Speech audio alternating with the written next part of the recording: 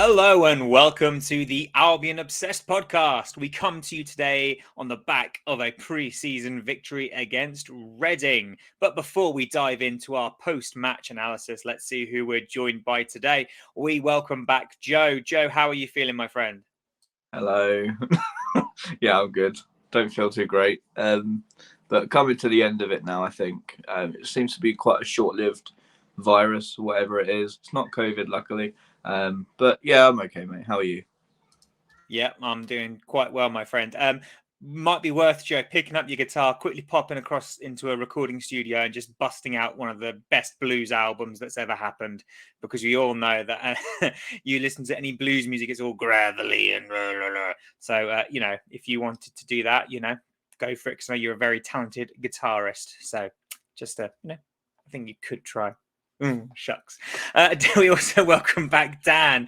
Dan, mate, how are you? Yeah, but I'm all good, thanks, Tom. Yeah, looking forward to getting into the nice victory.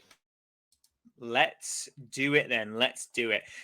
So let's start off at the beginning then, chaps. Let's talk about that starting 11 because it was another strong lineup put out by Potter for our pre-season match. I'm just going to read you that lineup now, boys. So we start with Sanchez in goal and then the back three of the very unhappy Cucurella, who, boys, I don't know about you, but I thought he just looked absolutely devastated throughout that game. And then we had Lewis Dunk and Joel Veltman. And then at wing back, we had Solly March, who started on the left, and Tariq Lamptey on the right. Two holding midfielders of Caicedo and McAllister with Gross just in front of them. And then up top, we had Trossard and Welbeck. So, Joe, another strong lineup put out by Graham Potter. Were you excited by the lineup? Yeah, again, as I said to you guys on the group chat, wouldn't be too disappointed if that's the lineup that goes out against United. I thought Solly had probably one. I know it is against Reading. I know it's pre-season before people jump on my back like they seem to be doing at the moment. But I thought he had one of the best halves of football he had in a Brighton shirt. I really hope that we see that same Solly March that we saw a couple of seasons ago, or even a better Solly March. Now with the number 7 on his back. Not sure whether that's going to be the number that he carries forward into the new season, but if it is, then he deserves to wear that. But yeah, it was a strong lineup, and as you say, a very unhappy Cucurella putting in another 100% or 110% shift. Most definitely.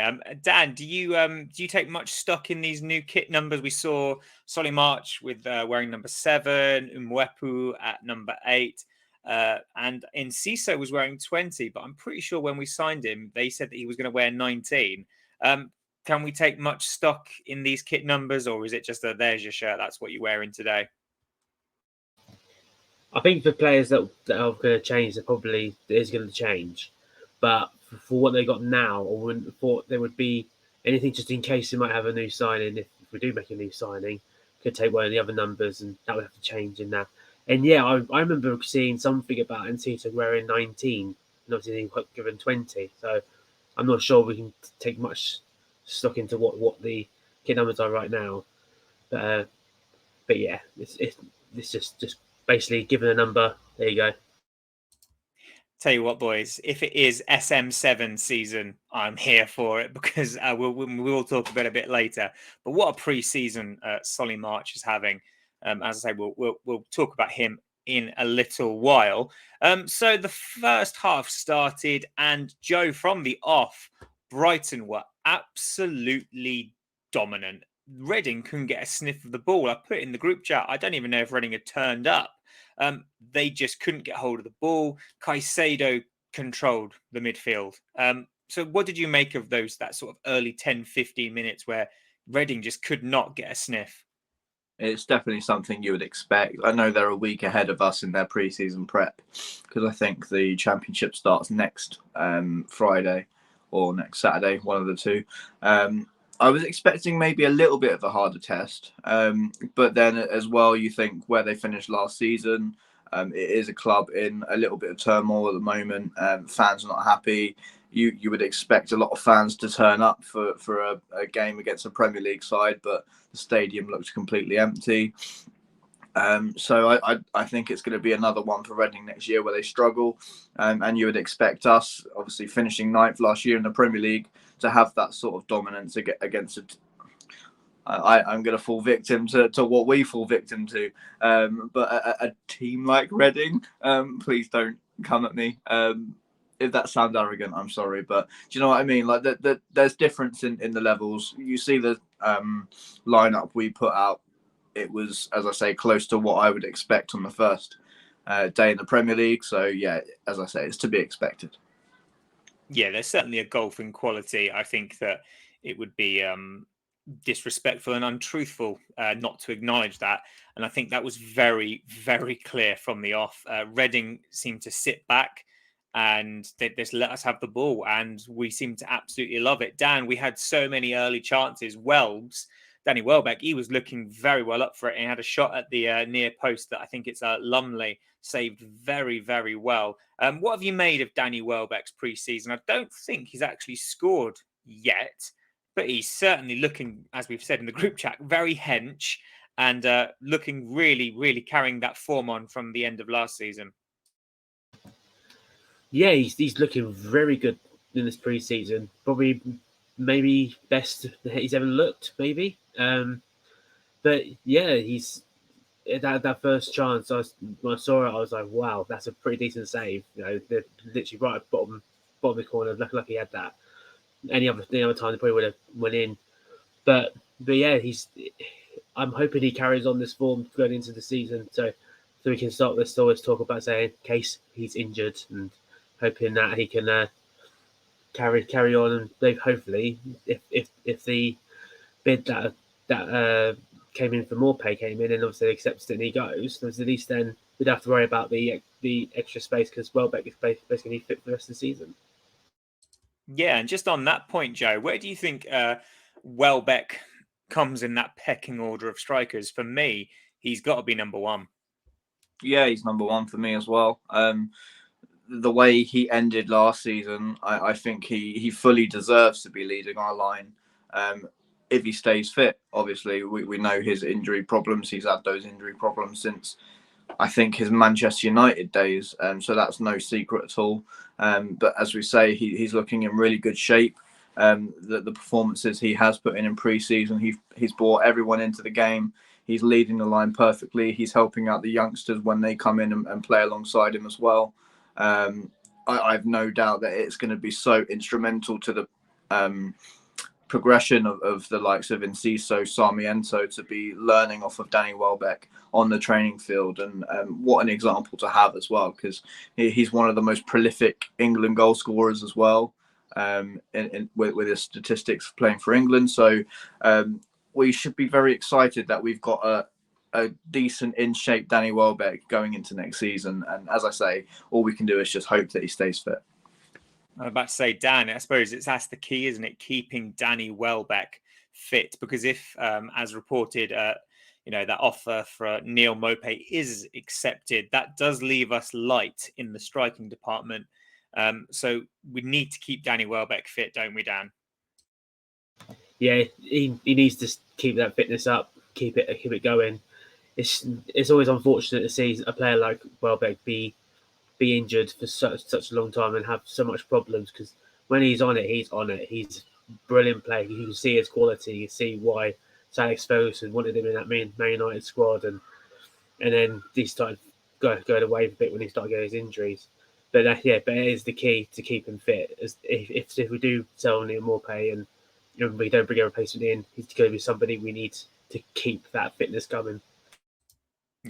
Yep, very well said. One person, Joe, that perhaps had a very quiet first half up top was Leandro Trossard. Now, we know that Leandro Trossard does have a habit of flitting in and out of games. I mentioned on the group chat that I wondered if that sort of quiet first half was because he's been used mainly as a left wing back more recently and is perhaps just a bit rusty while playing up top. What do you think about Trossard's relatively quiet first half? Yeah, it was quiet, but I don't think it was awful. He was involved in all the intricate moments of play where we were doing our little one-touch football and Potter ball in full swing. So I don't think we should be too concerned at all. But as you say, obviously Graham Potter's converted into that left wing back role that he's known from his playing for his country as well, and has done really well from that role at the end of the season, and again for his country. So I would like to see him more over in those wide areas, even if it's a bit further forward and he's playing off of Cucurella, because I feel like that's where he is most dangerous. But then we've seen him be dangerous in the false nine. So for Trossard, it's just about getting him into the game and keeping his confidence high, because he is a confidence player. As we've seen last season, his form was dipping in and out all over the place, and what an end to the season he had. So I think we just have to keep his level where it needs to be, and we'll see a really good season from him next. Just staying on Leandro Trossard then, Dan, where do you see Leandro Trossard's future as a Brighton player? Is he to be played more centrally as a support role to a striker, or would you like to see him maintain that sort of left wing back role that we've seen as of late, with Cucurella being an overlapping left-sided centre back? He's done that position very well.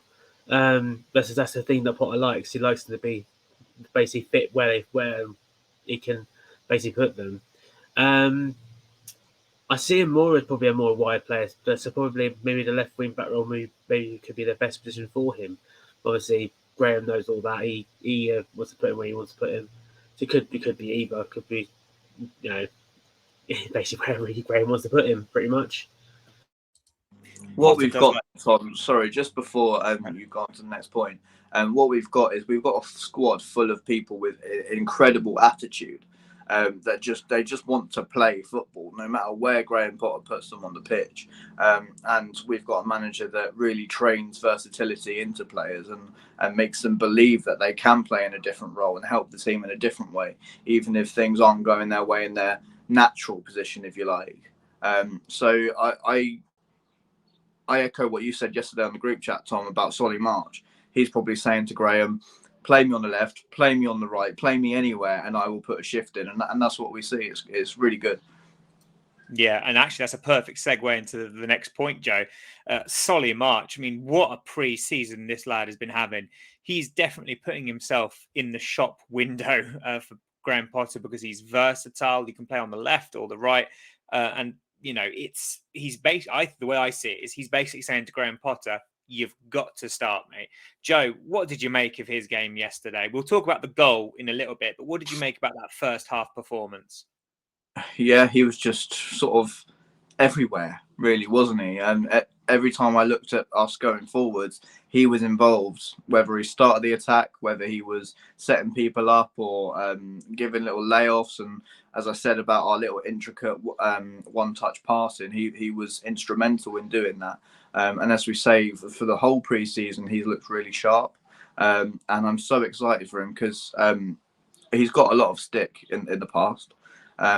He's played in so many positions in a Brighton shirt. Obviously, he had an amazing season at left wing back when we needed him to. And then he got his big injury, which set him back again. But I just love his attitude. He's come back into the side. He didn't have much game time last season, as much as he would have liked. So, yeah, it's just really good to see Solly March back in a Brighton shirt and being hopefully one of our most important players next season. Yeah, definitely. And just sticking with Solly then, Dan. So you said that Trossard left wing back. In your head, Dan, does March now start at right wing back ahead of Tariq Lamptey? It's definitely hard though, because obviously Tariq he hasn't been the same player that we've seen when he first into the scene. But obviously, if March is basically doing the shift better, then probably might see him as more of an impact player, which I was saying I think it was at some point last season. We should have somebody there just in case and have him as a impact player. And yeah, so Solly is just he's always been such a good player. Especially when I think it was last season before he had his injury, he was looking so good. Then he had his injury, then he sort of fell off a bit. Obviously, it's probably just confidence and whatever. But yeah, it's hard to say. But if Tarek Lamptey's fit and round to go back to the normal player he was, then definitely. If not, maybe then, as I say, impact player would be the best option for him next. Yeah, let us know your thoughts, listeners and viewers, by dropping it in the comments below. Who would you rather pick on the right wing back position, Solly March or Tarek Lamptey? Would love to get your thoughts and feelings on that. And there are two players, Joe, that were absolutely instrumental for the goal. So let's talk about that first goal that we scored. Solly March nutmegs the Reading player, lovely bit of skill, puts the ball across the face of goal, and I couldn't believe it didn't go in. I think it hit the post, and then Tarek Lamptey scoops the ball back into the box, and Pascal Gross heads it home. Joe, what did you make of that free-flowing football in the lead up to the goal? Yeah, it's beautiful, and as we've said so many times in our pre-season podcasts about Solly March, we've repeated it again today. But what a pre-season he's having, and to have the confidence to spin and take someone on is something we don't actually see from Solly March. Again, I know the level of opposition we're playing, but still, you still need to go past the player. It's still a human being that you need to get around, and fantastic bit of skill, as you say, nutmegs the guy, and the guy's scrambling after him and almost falls head over heels. But yeah, as you say, I can't believe that didn't go in. I think Solly couldn't believe it didn't go in as well. But as you say, great from Tarek Lamptey to keep the ball alive, pop it back into the box, and Pascal Gross, of all people, rising like a salmon to pop it in the back of the net. Yeah, Aaron's most favouriteest player ever, Dan, scoring a really well-worked goal. What did you make of the goal? I couldn't believe he headed a goal in. I don't think he's ever done one. I'm not sure. I'm not sure if he has. But yeah, when I saw Solly's first shot go between the two posts, I thought I'd definitely gone in. So surely, then it's come back out. I was like, oh, all right then. Then Tarek doing what he does best, being at the right place at the right time, brings it in. Such good play, brilliant play. I hope that's something we see more of Solly as well, to take on the player a bit more and sort of try and make something for himself rather than passing back off. I know that's what we do. We're a position-based formations and stuff, tactic-wise. But yeah, it was so good to see. Yeah, I think just on the gross headers, I think he scored 2. So most famously against Man United with the one that went just over the line, and I think against Newcastle as well when we drew 1-1 with them in Houghton's final season, I believe. So yeah, he scored at least 2. Well, now 3. Well done, Pascal. We'll get your name on the back of Aaron's shirt. Don't you worry, Pascal. It's going to happen. So I think it's fair to say, guys, that first half was just complete dominance from us. As I've already said, Reading just didn't really show up. If I was a Reading fan, I'd be really disappointed to have paid money to go and see that first half. They did improve Reading in the second half. I will give them that. But before we talk about how Reading did make it more of a match, let's talk about those changes. Lamptey and Veltman came off to give minutes to Mwepu and Webster. Joe, was it good to finally see a bit of Mwepu and Webster in pre-season, because their minutes have been limited? Yeah, I think obviously on the last pre-season podcast, Curtis pointed it out that they didn't play, and I said we shouldn't be too worried. It's just with those players that do get injured quite easily, you have to be careful and really just use them when they feel up to it. But again, it's another concern that there's 2 quite important players that aren't able to stay fit for the whole season, and if those 2 players did stay fit for the whole season, we would probably see a very different outcome to our league position, because they are instrumental sometimes in the way we play, especially obviously Adam Webster. we saw the dip in form when he was injured, when we were limited on our centre back options. Hopefully this season we won't have that issue. Obviously with Van Heck coming back in, and I think we're looking to get maybe even one more in as well. Hoping that obviously Kukurea doesn't go as well, because obviously he's the option that we so desire to have on the pitch. But yeah, it's great to see them too, and hopefully they can get some more minutes on Tuesday against Brentford, and then obviously the final pre-season showdown against Espanyol. Yeah, I thought Mwepu looked a bit rusty yesterday, but that's probably understandable considering the lack of minutes he's had. And Dan, with Lamptey and Veltman being taken off, being replaced by Mwepu and Webster, it meant that Solly March went over to right wing back, and Trossard dropped into the left wing back role. And within 5 minutes, Solly March found himself in a central position, bit of space, and blasted a shot into the bottom corner. Fantastic goal, and it will do wonders for Solly's confidence. Yes, it will. Yeah, he likes a bit of confidence. You know, as I say earlier, he's a bit of a confidence player. He gets injured, you know, as does everybody. You know, it affects your confidence.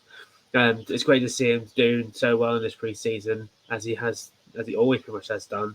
And I remember he did a sort of similar shot. If it was when we had a friendly against Norwich, I think it was a few years ago.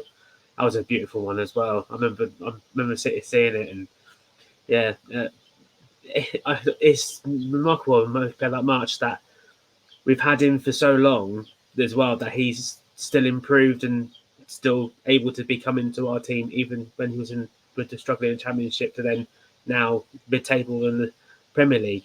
Just shows us, sort of, as we say earlier, the character of the guy to still reinvent himself, play anywhere that is asked of him.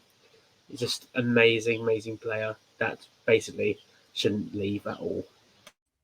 It's actually, you've made a very good point there, Dan, because Solly March has reinvented himself. You know, when he first was at the club, he was very much a winger. Then Oscar Garcia wanted to play him centrally, and he went to a winger again. And now he's found himself in this wing back role that just seems to really suit him. And he is such an underrated player. I genuinely think he's possibly the most underrated Brighton player, perhaps. Only one that I can think of that comes close to how underrated March is Pascal Gross. So yeah, really underrated is Solly, and I really hope that this is a season where we can see him, you know, have more consistent starts and, you know, score some goals, because I think one of the main criticisms of Solly's game is he probably doesn't score enough goals. I don't think he scored a league goal last season, which would be disappointing.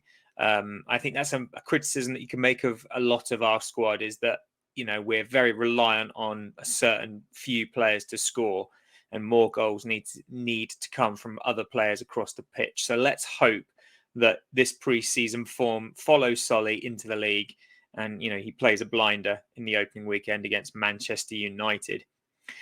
So, Joe, the second half started very much the same way as the first half ended, but Reading did slowly get themselves back into the game. They saw a bit more possession, and they did put a bit more pressure on the Brighton goal, which led to, I don't even know what you could call it, but Sanchez has the ball at his feet, and he inexplicably passes it to a Reading player, who McAllister has to bundle over in the penalty area and gives away a penalty. Joe, good to get this sort of mistake out of Sanchez's game early on, because surely it's better to happen against Reading than Manchester United. Most definitely. And it's one thing that worries me about Sanchez is how casual he is. And there's going to be players in the Premier League, I'm sure he knows this, but next season that are going to be more switched on than the Reading player, and punish us instantly, and not have to have McAllister bundle in and take him down and give away a penalty in the hope that he might miss it, which I'm sure was probably what was going through McAllister's mind. If I foul him, we've still got the chance to save the penalty. Doesn't make no odds. Obviously, it's a pre-season friendly, I know. But when you're a footballer, you still want to win the game. But yeah, it is a blunder. But as you say, really good to get it out of the way and dust all the cobwebs off and go again. But he's been a player that has made mistakes before. He always bounces back. Still a really young guy, as we've said before on the podcast. So yeah, I just hope he carries on to learning from these mistakes. And Ben Roberts is an amazing coach. So I'm sure he's not treated him too harshly after that. Let's hope not. We've said it before, and I'll say it again. You know, goalkeepers. When goalkeepers make mistakes, there's so much of a spotlight on them because all players make mistakes, and we saw that yesterday. There was mistakes by Shane Duffy when he came on, but because of the position Duffy plays, when he does make a mistake, there is still time to sort of, I suppose, track back and rectify that mistake. Whereas if Sanchez makes an error such as that, the opposition are on you in a flash, and it can go from a simple mistake to a goal very quickly and very easily, which is precisely what happened yesterday. But let's hope that Sanchez has got that out of his system and is ready to play a blinder against Manchester United in just under 2 weeks. Dan, we saw mass changes not long after that. Around 70 minutes, we saw pretty much a completely different 11 with the likes of Jason Steele coming on, Shane Duffy, Matt Clark, who, by the way, I thought had a reasonable game, Matt Clark. Also Stephen Alzate, who has gone Super Saiyan, Adam Lallana, Enciso, Mitoma, who we'll talk about in a little while. Was it good to get, some minutes in those legs as well? Because I suppose the second 11 that came on at 70, they're going to need minutes too, even if they're not part of Potter's starting 11 plans just yet. Yeah, it's definitely important to get as many players basically up to fitness as possible. You never know, as we said about Danny Welbeck, injuries can just happen at any point.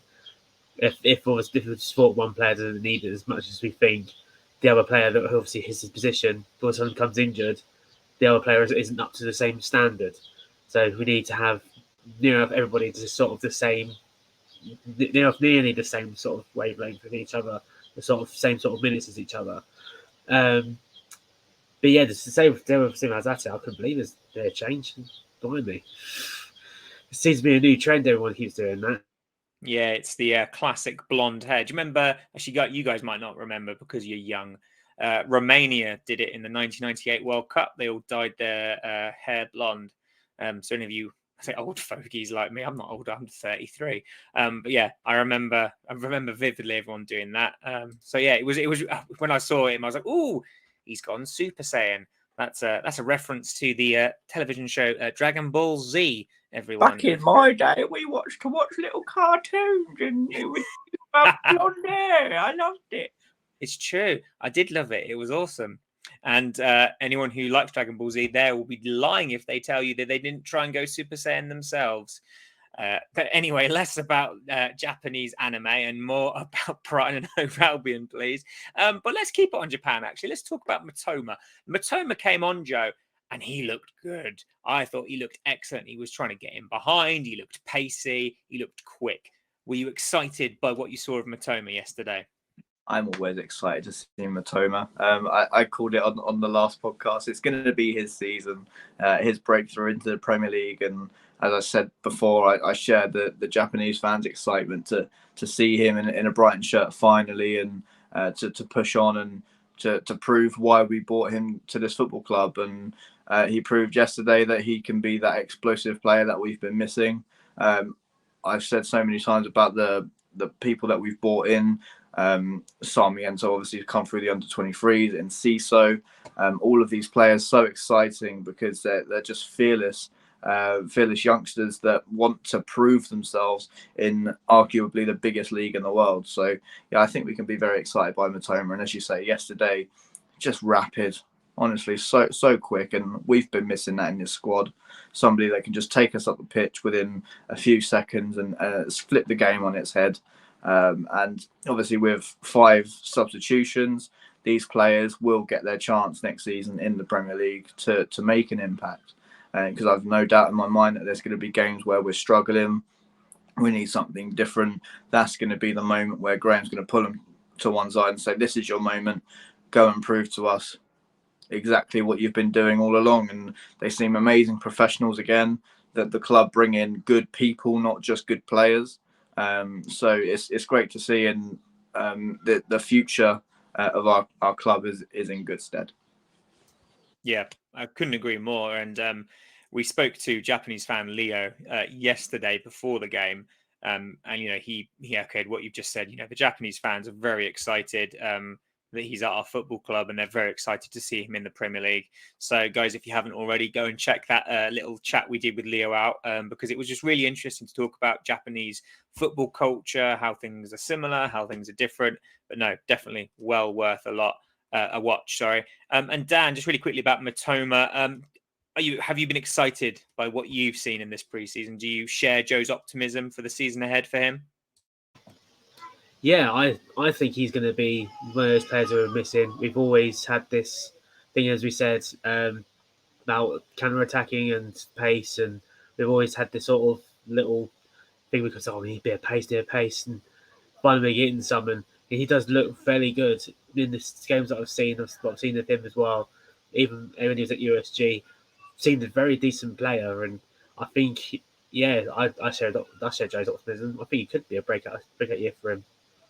Solly said yesterday in his interview how big the squad is, and it's the biggest that he's ever known at Brighton. Obviously, with the regulation changes, with the substitutions, that's always going to be the case. But there's 2 or 3 players pushing for every single position across the pitch, even in goal. Obviously, if these mistakes continue from Sanchez, I hope they don't. But there's going to be Kjell Sherpen behind him. There's going to be Jason Steele behind him. Let's not forget that these guys are there to do a job if form falls off. So, it's really exciting that we've got that competition. Yeah, it was interesting seeing Solly's post-match comments, because I think he's right. I mean, I don't ever remember a squad being this big, and Graham Potter has always said publicly, at any rate, that he likes to work with a smaller squad. So there are people literally chomping at the bit to get in Graham's starting 11. And as you say, Joe, with the regulation changes in regards to substitutions, the likes of Sarmiento and Ciso, Mitoma, these are going to be our game changers in the coming season. So, really exciting times, really exciting. One thing I did just want to talk about in regards to Mitoma is that he should have had a penalty. I thought the refereeing yesterday was pretty shocking. I don't want to moan too much, especially after that Mental Health United one we did, where we talked about the abuse referees getting. I'm not giving abuse. I'm not going to F them blind and all that sort of stuff. But it was just shocking. Reading were buying fouls all over the place. They were falling over. And the ref was more than happy to give Reading a free kick. But if the same thing happened to a Brighton player, he was just like, nah, it's fine. Mitoma should have had a penalty. I think the only reason he didn't get given one was because he got back up, which I love to see. But you shouldn't be penalised for that. And there was another really weird one as well. I can't remember who it was. It might have been McAllister. He went to go and get the ball, a lofted ball over the top. The goalkeeper caught it, but as the goalkeeper did catch it, the Reading defender just bundled into the back of McAllister and knocked him over. And it was like, we're just going to pretend that didn't happen. I mean, Joe, am I overreacting? Is it just because it's a preseason game and the ref wants to, not dish out too many cards or penalties or whatnot? But it's too early. It's too early to be moaning about inconsistent referees, surely. Yeah, I think they obviously have their own preseason as well. This is a test for them to get back up to. I'm sure they have to get up to some sort of match fitness or match awareness. So I think it's one of those things where, it's a bit annoying on the day, but it's, as you say, it's a preseason friendly. And had we have lost due to the official or the officiating, again, yes, it would have been slightly annoying, but it's not the end of the world. I probably think that's probably the best way to put it. It was mildly annoying. I'm not bitter, I promise. So the game ended 2-1. I thought it was a good run out. Dan, Graham Potter alluded to that in his post-match press conference, that the players that we saw come on 70 minutes are probably going to get a bit more game time on Tuesday against Brentford. Do you expect to see a completely different starting 11, or do you think Potter will put out the same, more or less, 11 that he put out yesterday? I think it'll be a complete swap. I think he will do a changed 11 Basically, most of the players that we saw at 70 minutes come on to do their 70 minutes, to then maybe some of the first team, where we did expect to be first teamers, to come into the squad, to then see how everybody does then, because probably you're looking at the Espanyol game, the last preseason game, to be probably near 90 minutes of football for a team, because that's what we're expecting the first team to be. So it would probably be the best idea for him to have another, basically all their ones that come at 70 minutes, put them into the starting 11, and then sort of feeding some others in here, there, and to then have probably what we see at United on next Saturday. Yeah, I wonder. Well, I assume, Joe, that at the weekend we will probably see as close to the starting 11 as possible. And I don't know about you, Joe, but I'm very interested to see who Graham Potter is going to select up top. We've already talked about Danny Welbeck. So let's talk about the other two. In Neal Maupay and Dennis Undav. Reports have come out about Maupay potentially leaving the club. For you, Joe, is that a bit of a risk if Maupay was to leave, to put that sort of pressure on Undav, a player that is relatively, well, he is completely untested at this sort of level of football. Yes, he has played across Europe and he's always been a goal scorer, but this is a massive, massive jump in quality. Yeah, it's worrying. I don't want Neal to leave. He's been consistently our top goal scorer in every season since he's been at the club. So that is a massive hole to fill. I know, obviously, Leandro Trossard was level with him last season. It's great that he does get the goals and he does chip in here and there, but he's not the attacking option that we need leading the line. He's a great support, for sure. He's great on the wings. He's a great wing back. We've spoken about that. But for me, it's really important that if we do see Neal Maupay leave, that we get a ready-made replacement in. I have no idea who that would be. When I was looking across the league, I was looking across former Premier League players. I don't know who would be available. So that's a huge risk as well. We just have to make sure that, obviously, Welbeck stays fit, but then that's no guarantee. So it's a really sticky situation to put ourselves in. And as you say about Undav, it would be so unfair to put that pressure on him to say, look, we're selling our Premier League joint top scorer. I think he's joint with Glenn Murray in the top flight, and now you have to do that job. So yeah, if we do sell Neal, then we have to get a replacement, but I really don't think the club will. I echo what you say there, Joe. I think this time last year I was calling for us to sign a striker, like many other Brighton fans. The missing piece of the jigsaw, as it were. We didn't sign a striker, and we went into the season with Danny Welbeck, Neal Maupay, and Aaron Connolly. And we went through, I've stat dropped it so many times, went through two distinct periods where we were not scoring goals. And it's worrying to think that we may lose our top scorer in Neal Maupay without replacing him. That is a very big worry of mine. I'm sure many people will tell me that there's nothing to worry about and to trust the club. And I do trust the club. Of course I do. I've supported this club for many, many a year. And I do trust the club. But I can't pretend it doesn't worry me that we may sell our top scorer. Dan, I said I wasn't going to chat about it, but let's chat about it. So we've talked about on the group chat that Neal Maupay's body language, his not behavior, but certain things about going down the tunnel without, when we beat Manchester United, these things have been happening over the latter half of the previous season. Obviously, he matched Glenn Murray's record, as Joe said, in February, but then never scored a goal for the remainder of the season. Some pretty poor body language from him at the end of last season. And then a video emerged of a training drill yesterday where the lads were all kicking it about and Neal just looked completely uninterested. Do you think Neal is off, Dan? Do you think this is Neal saying goodbye? if that is him saying goodbye, then it's a pretty poor way to do it, because it. I can understand if he's got problems maybe somewhere else or whatever, and maybe looks disinterested.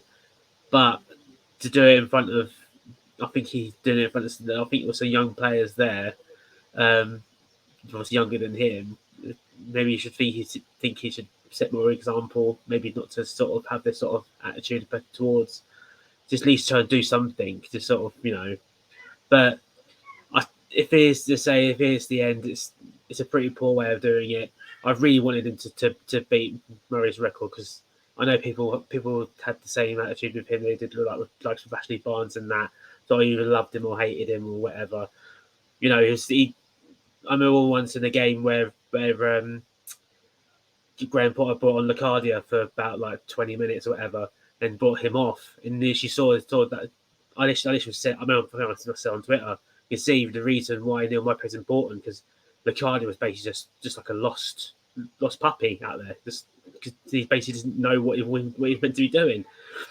But it is a massive risk, I think, putting Undav maybe straight in, as we've seen. I think there was a report out from the Athletic as well that they said that Graham was thinking about maybe starting him first, which would be it's basically saying, there you go, try. And obviously, if we do sell Maupay before the start of the season, really only have Danny Welbeck to really sort of say, I can do the job off the bench and then try from that. But yeah, I wouldn't want to see him go. But if he does go, if we do need another player in, we need another striker in. I think the most proven one. I know early in the window, I think we were linked to Danny Ings, even though he's probably the same sort of player as Danny Welbeck. You'll worry about his fitness and that. But I'm sure they must have plans. They must have a plan for a plan A, plan B, plan C, all the way down to Z. It's very important for us to have that, because we're 2 weeks away from the start of the season. We've got a player here that's clearly unsettled. And is that Maupay or Cucurella?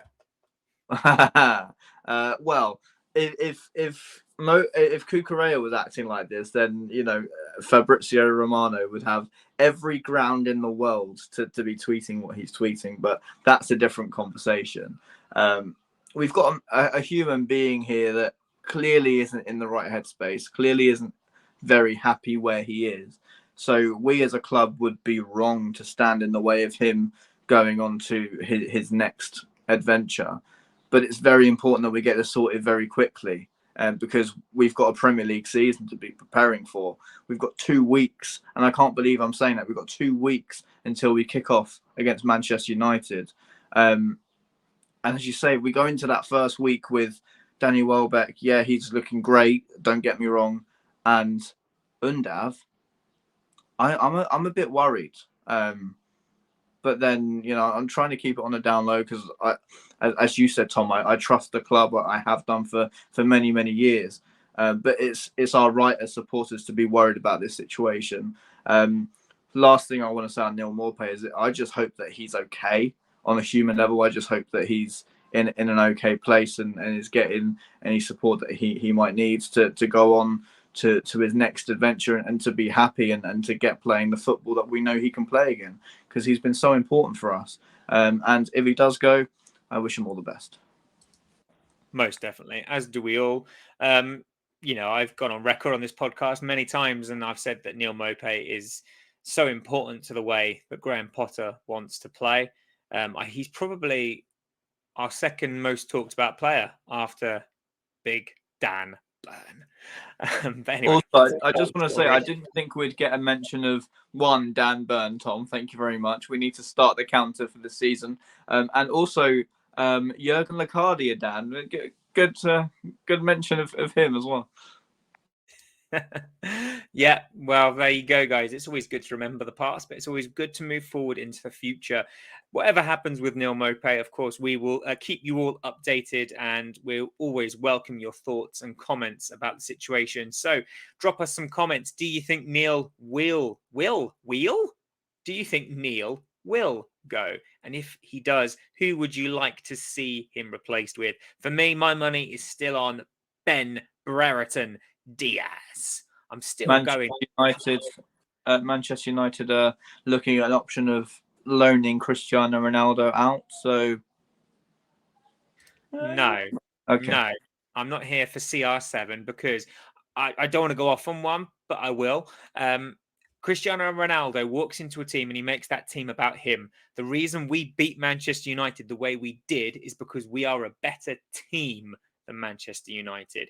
Manchester United was just the Ronaldo show, and they thought that that would, get them wins and victories and goals. And Ronaldo did score goals, and that's great, but they still fail as a team unit, which is why we absolutely beat them off the park. Back in my day, we used to play football as a team. Sorry, Tom.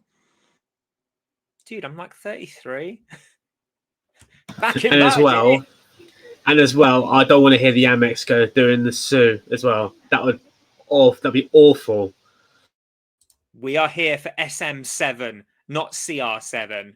Let's make it SM7 season. Solly March, boy, this is your season. Let's hope you get that number 7 shirt now that it's been vacated by Aaron Connolly. And just the thing about the number 7 shirt, actually, I'm pretty sure now that Solly scored on his potential debut wearing the 7 shirt, I'm pretty sure that the last few number 7s we've had have all scored the first time they've worn the number 7 shirt. Solly March. I think, yeah, you are right. Aaron Connolly, obviously, because he always talks about it. I don't know if he's ever let go the fact that he scored 2 goals against Tottenham. No, that he wore 44 for that game. game. Of course he did. I'm pretty sure the first time he wore the number 7, he also scored. So I'm pretty sure he did score the first time he wore 7. Neal Maupay scored the first time he wore 7. Baram Kayal, I believe, scored the first time he wore 7 in a preseason game. So there you go. Lucky for some. Illuminati confirmed. The Brighton Alate. And on that contentious bombshell, we say to you goodbye. Thank you to Joe and Dan for joining me today to talk about the Reading game, to talk about a few, rumours. Not that we like to do too much of that, but anyway, we will. Let us know in the comments, guys, what your thoughts on the Reading game was. Let us know in the comments about what your thoughts about Solly March is. Is he now ahead of Tariq Lamptey in the pecking order for the right wing-back position? Where would you, listener, viewer, play Leandro Trossard? And if Neal Maupay does leave Brighton and Hove Albion, who would you replace him with? Let us know your thoughts down in the comment section below. As ever, guys, don't forget to give us a like, share, and a subscribe if you haven't done so already. We really do appreciate it. In the meantime, guys, have a great weekend, day, evening, morning, wherever you may be, whenever you may be. We'll speak to you soon. Take care.